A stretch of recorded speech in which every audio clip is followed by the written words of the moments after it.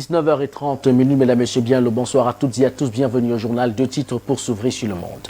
On parle de la politique énergétique visiblement qui est en échec au Cameroun. Mensonge de trop apporté par le ministre de l'eau et même de l'énergie, Gaston Elundou et Somba. Il faut notamment le dire qu'à la suite des délestages constatés, nous avons choisi de s'exprimer sur la question avec le Cameroun, parlant ainsi de l'échec de cette politique énergétique qui se manifeste de plus en plus par les délestages fréquents, mettant ici en lumière l'incapacité du secteur à répondre à la demande croissante en électricité, malgré des investissements et même des promesses de modernisation des infrastructures. La gestion de l'approvisionnement en énergie reste défaillante, entraînant des coupures récurrentes qui paralysent ainsi l'économie et même qui affectent le quotidien des citoyens. Les causes de ces perturbations sont d'ailleurs multiples et elles vous seront présentées dans le cadre de cette session consacrée au 19h30. Et on parlera également société avec ce chauffeur de taxi qui a miraculeusement échappé à la mort ce 15 janvier 2025 dans un grave accident de la circulation.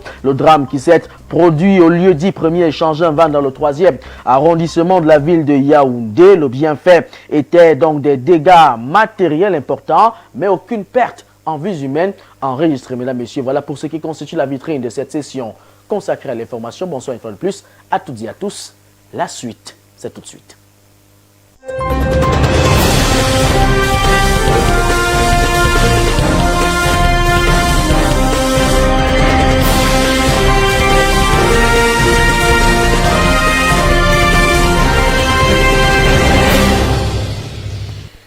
Une fois de plus, bonsoir et bienvenue. Parlons cette fois-ci de la mise en œuvre de ce moment politique du budget de l'État consacré à l'exercice de 2025. Entre plusieurs projets pensés par le gouvernement du Cameroun, on s'interroge néanmoins sur ce budget consacré non seulement au fonctionnement mais aussi à l'investissement. Où ira-t-on pour cette année 2025 alors que le Rassemblement démocratique du peuple camerounais continue de nous faire rêver en nous vendant de la fumée comme à l'accoutumée et comme la traditionnelle l'oblige. Analyse de la rédaction porte la voix de Jean-Claude Fouda. Optimisation de la mobilisation des recettes fiscales douanières et non fiscales, la reddition des comptes, la production des états de synthèse, le contrôle et suivi évaluation. C'est en substance les grandes mesures contenues dans la circulaire du ministère des Finances sur la loi de finances 2025 dont l'exécution est effective dès ce 15 janvier à Boya dans la région du Sud-Ouest. Pour ce nouveau départ, il est question de relever les défis tels la poursuite de la mise en œuvre des grands projets d'investissement, l'amélioration de l'offre énergétique aux industries, la mise en œuvre du plan intégré d'import substitution agro-pastoral et halieutique, mais encore la poursuite de la mise en œuvre des différents projets inscrits dans le programme d'impulsion initiale, la continuité de la mise en œuvre de la couverture santé universelle, le renforcement de la cohésion sociale et du processus de décentralisation, le suivi de la veille sécuritaire sur toute l'étendue du territoire national, la mise en œuvre du plan présidentiel de reconstruction et de développement des régions affectées par les crises du nord-ouest, sud-ouest et de l'extrême nord. Des orientations en guise d'enjeux qui seraient un tant soit peu contribuer à l'amélioration des mauvaises conditions de vie des populations en ce moment, au cas où elles ne sont pas comme d'habitude, malmenées et même malmenées par les mêmes gouvernants qui chaque année allongent systématiquement les mêmes résolutions et rien n'y est fait. En cette nouvelle année marquée par une élection présidentielle déterminante, le gouvernement peut-il changer de paradigme pour davantage séduire un électorat jusqu'ici habitué aux justifications d'incompétence d'un système qui a longtemps démonté ses limites? Cette fois, ça passe ou ça casse. Et pendant que ça passe ou ça casse dans ce secteur d'activité, on parle également du manque de l'énergie sur l'ensemble du triangle national. Les grandes métropoles d'ailleurs en souffrent davantage. Pourtant, on se souvient de ce mensonge de plus apporté par le ministre de l'eau et même de l'énergie, Gaston Elundou et Somba, qui au mois de juin 2024 avait promis à l'ensemble des populations camerounaises que le réseau interconnecté Sud ne devrait plus connaître des problèmes. À date, ils sont nombreux, elles sont nombreuses de ces populations qui passent 3, 4, 5, voire 6 jours dans le noir, dans l'obscurité sans lumière. C'est une situation qui énerve visiblement l'ensemble des Camerounais. Il y a donc lieu de se poser la question, que se passe-t-il? Une autre fumée blanche vendue à l'ensemble des Camerounais, question qui trouve réponse dans ce reportage ici, David Itamé.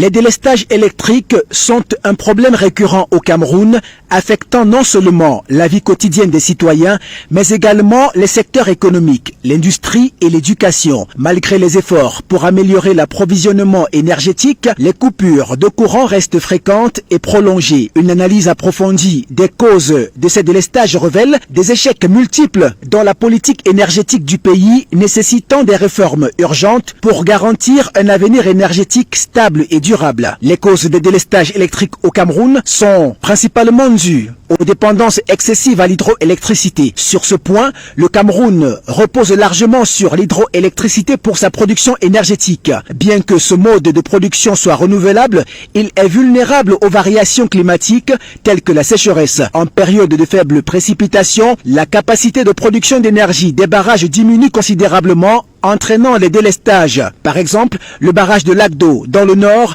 l'un des plus importants, souffre régulièrement de la baisse des niveaux d'eau, réduisant ainsi l'approvisionnement en électricité. Le manque d'investissement dans les infrastructures en est également la cause. Les infrastructures énergétiques du Cameroun sont vieillissantes et insuffisantes pour répondre à une demande croissante. Le réseau de distribution est souvent obsolète et sujet à des pannes fréquentes. De plus, la capacité de production d'énergie reste limitée et ne suit pas la demande de plus en plus élevée en raison de la croissance démographique et économique.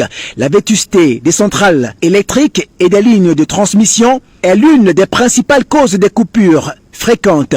La mauvaise gestion du secteur énergétique est également évoquée par les experts. Le secteur de l'électricité au Cameroun souffre de problèmes de gestion et de gouvernance. L'entreprise publique Eneo, qui gère la distribution de l'électricité, est souvent critiquée pour sa pratique inefficace et son incapacité à investir dans la maintenance ou l'extension du réseau. De plus, le manque de transparence et la corruption au sein du secteur créent un environnement défavorable pour les investissements nécessaires à l'amélioration des infrastructures. La tarification et l'accessibilité restent également problématiques.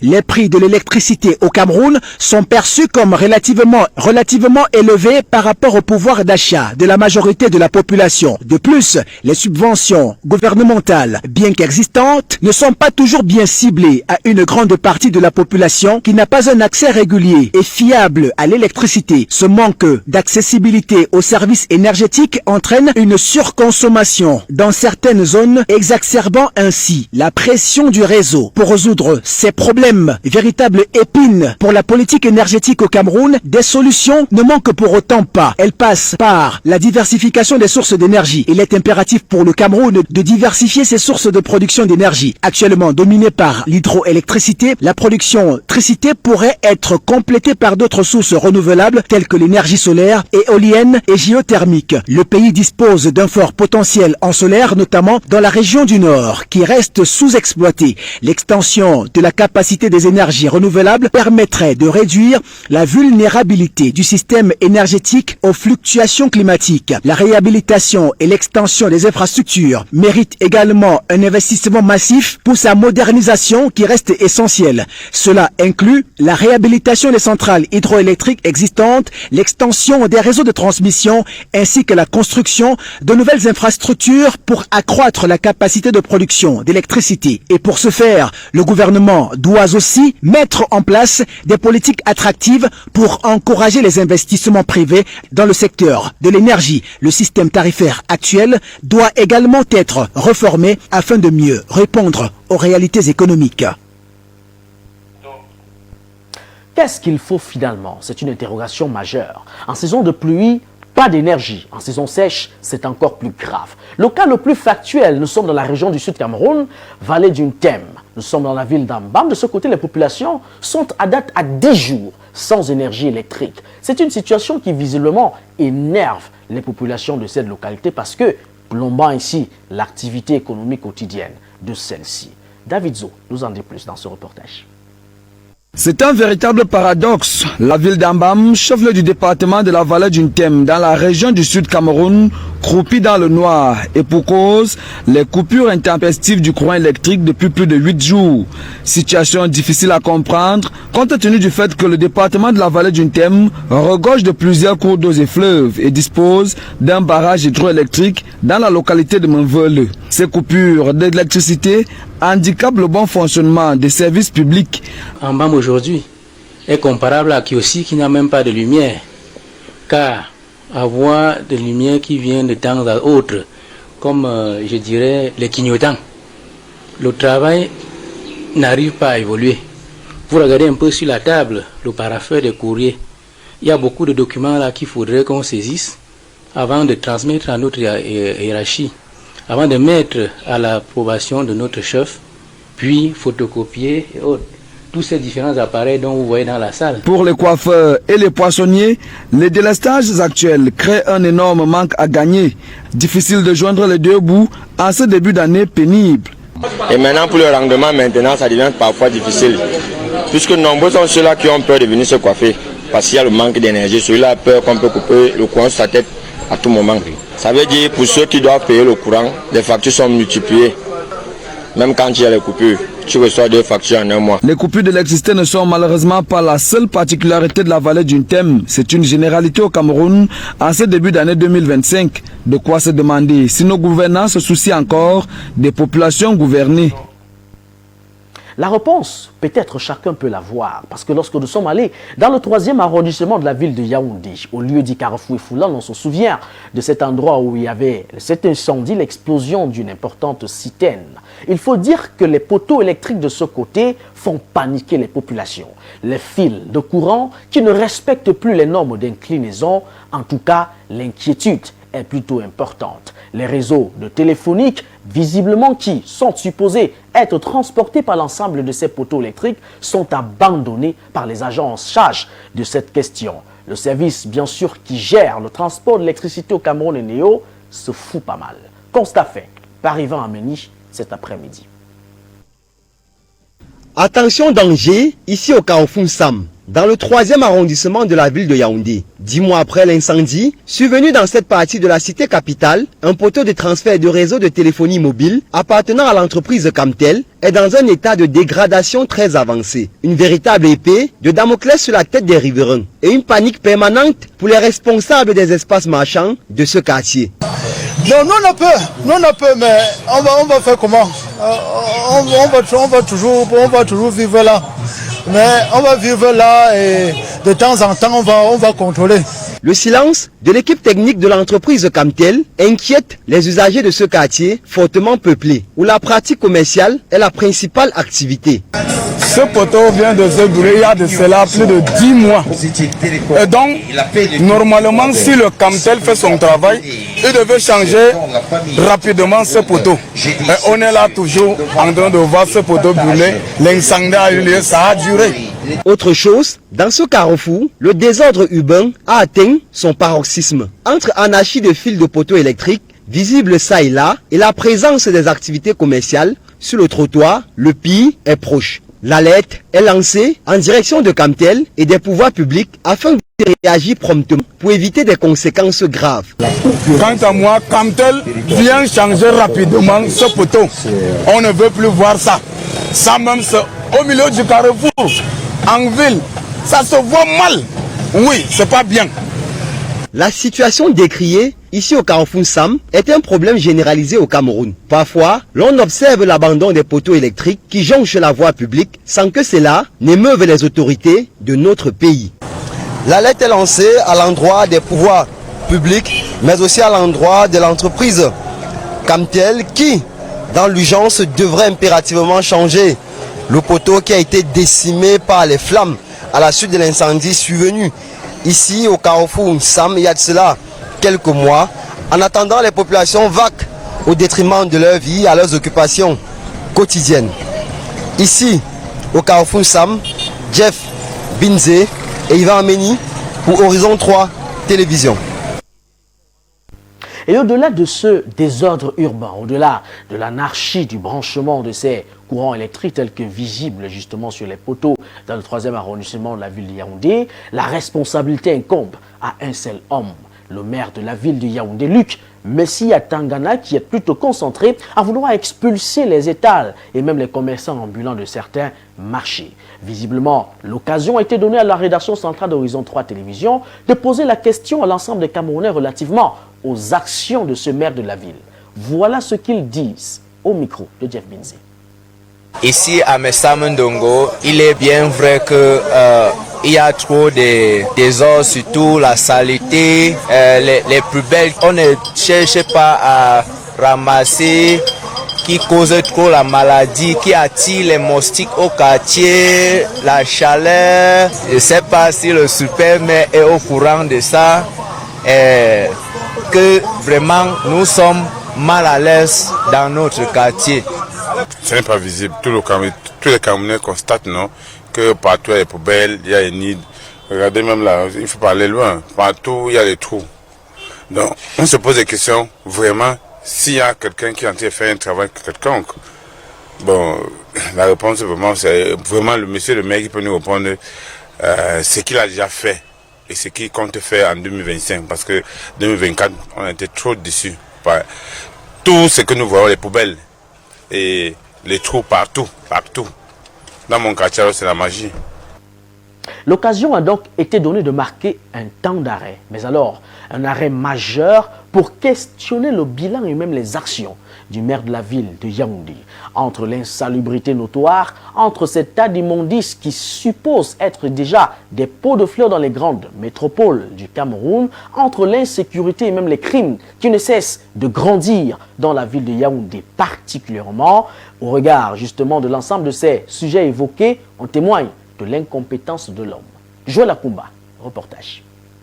Où est donc passé le super maire de la ville de Yaoundé, Luc Messia Tangana? Les habitants de la capitale sont comme orphelins du premier élu de la ville. Pour cause, l'état délabré de Yaoundé, bitumage des routes totalement évaporé, nids de poules et d'éléphants à n'en plus finir, délestage intempestif et généralisé, insécurité totale dans la ville. On se souvient encore que même l'ancien délégué du gouvernement auprès de la communauté urbaine de Yaoundé s'est indigné de l'inaction du maire. J'ai appelé ici au bureau. Je lui ai dit, le travail du maire, c'est pas au bureau, c'est sur le terrain. Faut surveiller. Au moment où la misère s'accentue à travers la vie chère, comment comprendre et accepter que le quotidien des Camerounais soit encore aussi traumatisé avec des conditions de vie horribles? Selon la saison, Yaoundé est dans les extrêmes. Ville poussiéreuse ou inondée, transport urbain chaotique avec des courbatures à la descente du taxi du fait des crevasses, perte d'aliments dans les congélateurs et d'autres appareils électroniques du fait des délestages. Agressions, meurtres, kidnapping, viols et vols sont également de la partie. Alors qu'on espérait beaucoup de la décentralisation avec un maire qui représente ces populations et les soutienne, il est dommage de ne se souvenir d'aucun point ou conférence de presse donnée par le maire après une catastrophe ou un événement tragique dans la ville. Comme qui dirait, gérez vos choses là-bas, j'ai mieux à faire. Une attitude qui pourrait pourtant coûter cher à Luc Messia Tangana. J'ai appelé le maire de la ville ici dans mon bureau. Je lui ai dit que tu es en train de me décourager. Tu abandonnes la ville. Sache que il vous reste 2 ans avant les élections. À moins de 2 ans de la prochaine élection des super-maires, les habitants de Yaoundé espèrent voir un réveil de Luc Messia Tangana en faveur des populations. Celles-ci, justement, sont unanimes quant au fait que pour le moment, les réalisations du maire sont aussi inconnues que son nom. Son nom, justement, on a pu le retrouver dans une mesure prise par lui il y a quelques jours et qui interdit aux pauvres commerçants de se débrouiller avec leurs brouettes, leurs étals et leurs porte-tout. Le maire de la ville, loin de prendre à bras le corps les vraies préoccupations des populations, a choisi plutôt de les confiner, mieux de les réprimer en les chassant de leur lieu de débrouillardise. Gilbert Timi Evuna, l'ancien délégué du gouvernement, l'a interpellé. Mais sauf que rien ne change. Rien ne change parce qu'encore cet après-midi, certainement, les nids de poules ont permis à ce que les populations assistent à cet important accident. Accident peut-être pas mortel dans le 3e arrondissement de la ville de Yaoundé au lieu dit premier échangeur van. Un chauffeur de taxi est entré en collision frontale avec un camion transportant un autre camion. Heureusement, miraculeusement, le chauffeur de taxi s'en est sorti vivant. Aucune perte en vies humaines, mais des dégâts importants matériels ont été enregistrés. Fallon Mofoui, Jeff Binze. Camion réduit en masse de ferraille témoigne de la gravité du choc qui s'est produit très tôt ce 15 janvier 2025 au lieu dit échangeur, non loin du quartier Van, dans le 4e arrondissement de Yaoundé. Les marques de son passage sous ce pont sont encore visibles. David Chassou est témoin de la scène. Ce qui s'est passé sur cette voie est que le camion que vous voyez là portait un tracteur. Et le tracteur, en passant, a oublié que la hauteur de sa charge était plus haute par rapport au pont qu'il passait. Et ça a percuté, comme vous voyez là-bas. Ça a percuté et ça s'est renversé. Heureusement que le camion n'était pas, le taximan n'était pas encore passé. Sinon, ça s'est tombé sur le taxi et il n'y a pas eu de mort. Puisque le choc a eu lieu que sur le capot et ça a touché aussi la pare-brise du taxi. Rémi, chauffeur du taxi mis en cause, est miraculeusement sorti indemne de cet incident. Encore sous le choc, il nous raconte le film d'horreur dans lequel lui-même était acteur. Ça fait de 6 heures, peut-être moins 10 comme ça. Je suis en train d'aller à la barrière. Le camion est en train de monter sur un van. Je vois l'action. J'entends un bruit en fait. Je suis net après le garde-fou là. Je ne peux plus aller de là où je suis l'action. Là, je cherche à mettre garé même pour qu'il se bat pour passer. Je constate qu'il ne fait que foncer dans moi. Il ne fait que foncer dans moi. Je reste là. Après, je tiens mon volant. Je tiens mon volant avec la force. J'entends le choc vient maintenant me prendre. C'est où j'ai eu mal au bras, au mon front comme vous voyez là. Et j'ai une petite blessure au pied. Fort heureusement, aucune perte en vie humaine n'a été enregistrée, mais des dégâts matériels importants. Lorsque nous quittions les lieux, un véhicule de remorquage tentait de dégager la voie publique des épaves qui rendaient la circulation difficile. Un doigt accusateur est pointé non seulement vers ces chauffeurs de camions qui ne maîtrisent pas le gabarit de leurs engins, mais aussi à l'endroit des personnes en charge de la construction des infrastructures routières au Cameroun. Les raisons sont donc connues, rien à voir avec les questions relatives au nid de poule présentes justement sur ces lieux. Mais il n'en demeure pas moins qu'ils sont nombreux, ces responsables du gouvernement qui ne cessent d'enfumer l'ensemble des populations. Parlons cette fois-ci d'un homme qui a fait croire aux populations que le prix du cacao sur le terreau était vendu à 5 000 francs CFA. Une fumée blanche vendue par le ministre actuel du Commerce, Luc Magloire à Tangana. Il faut néanmoins le reconnaître que ce jour en Bankomo, il y a eu l'inauguration d'un centre de transformation du cacao. L'occasion a donc été donnée à la rédaction centrale d'Horizon 3 Télévision de tendre le micro à ses producteurs afin de se rassurer de l'implémentation de ces prix sur le terrain. JDF, Jordan Djoussefo Mekong nous en dit plus.